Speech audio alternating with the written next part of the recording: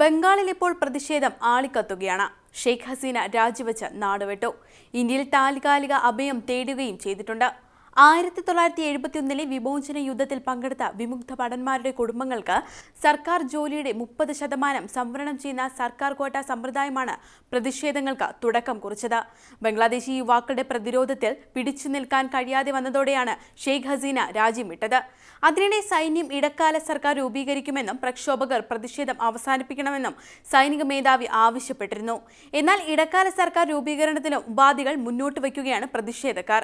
സമാധാനത്തിനുള്ള Nobel പുരസ്കാരം നേടിയ മുഹമ്മദ് യൂനിസിനെ ഇടക്കാല സർക്കാരിന്റെ മുഖ്യ ഉപദേഷ്ടാവാക്കണം എന്നാണ് പ്രതിഷേധക്കാരുടെ ആവശ്യം.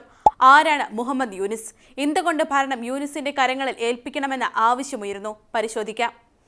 1940 ജൂൺ 28 ബംഗ്ലാദേശിലെ ചിറ്റഗോങ്ങിലാണ് മുഹമ്മദ് യൂനിസിന്റെ ജനനം. ബംഗ്ലാദേശി സാമൂഹിക സംരംഭകനായ യൂനിസ് രാജ്യത്തെ ഏറ്റവും ജനകീയനായ വ്യക്തികളിൽ ഒരാളാണ്.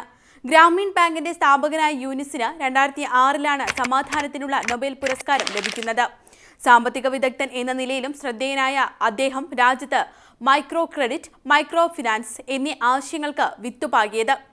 പരമ്പരാഗത ബാങ്ക് വായ്പകളേക്കാൾ ദരിദ്രരായ സംരംഭകർക്ക് മൈക്രോ ക്രെഡിറ്റും മൈക്രോ ഫിനാൻസും വഴി ചെറിയ വായ്പകൾ നൽകിയതിന് ഇത് കാരണമായി.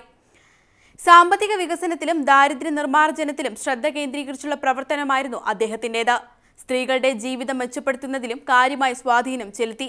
നൊബേൽ സമ്മാനത്തിന് പുറമെ 2009 United States presidential medal of freedom, 2010 Congress gold medal എന്നിവ ഉൾപ്പെടെ നിരവധി പുരസ്കാരങ്ങൾ അദ്ദേഹത്തിന് ലഭിച്ചിട്ടുണ്ട്.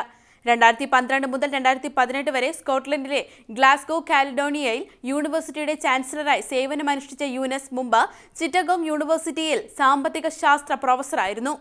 1969 അദ്ദേഹം മിഡിൽ ടെന്നീസ് സ്റ്റേറ്റ് യൂണിവേഴ്സിറ്റിയിൽ സാമ്പത്തിക ശാസ്ത്രജ്ഞനായി അസിസ്റ്റന്റ് പ്രൊഫസറായി തന്റെ അക്കാദമിക് ജീവിതം ആരംഭിക്കുകയായിരുന്നു. പിന്നീട് ചിറ്റഗോങ് യൂണിവേഴ്സിറ്റിയിലെ സാമ്പത്തിക ശാസ്ത്ര വിഭാഗത്തിന്റെ തലവനായി. 1974 ബംഗ്ലാദേശിലെ പട്ടിണിക്ക് അറുതി വരുത്താനായി ചെറുകിട ബിസിനസ് തുടങ്ങാൻ സഹായിക്കുന്നതിനായി ദീർഘകാല വായ്പകൾ അദ്ദേഹം ആരംഭിച്ചു.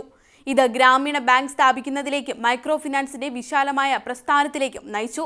ഈ നൂതനമായ സമീപനം അസംഖ്യം ആളുകളെ ദാരിദ്ര്യത്തിൽ നിന്ന് രക്ഷപ്പെടാനും അവരുടെ ജീവിത നിലവാരം മെച്ചപ്പെടുത്താനും സഹായിച്ചിട്ടുണ്ട്. ഈ വർഷം ജനുവരിയിൽ തൊഴിൽ നിയമങ്ങൾ ലംഘിച്ചതിന് യൂനിസിനെ കോടതി 6 മാസം തടവിന് ശിക്ഷിച്ചെങ്കിലും പിന്നീട് മാർച്ചിൽ ജാമ്യം അനുവദിക്കുകയായിരുന്നു. $2.3 മില്യൺ തട്ടിപ്പ് കേസിൽ ജയിൽ ശിക്ഷയും അനുഭവിച്ചിട്ടുണ്ട്.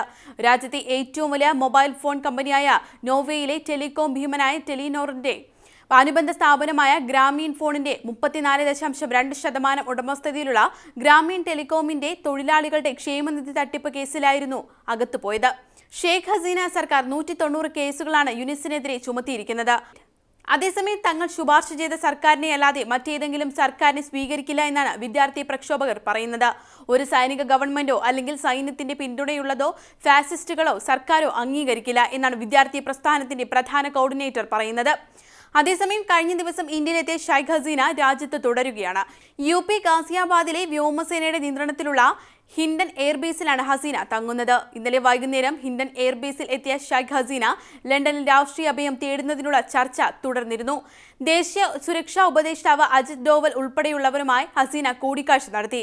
ഏതായാലും രാജ്യം ആളിക്കത്തുകയാണ്. ആരാണിത് പിടിച്ചുകെട്ടുന്നതെന്ന് കാത്തിരുന്ന് കാണാം.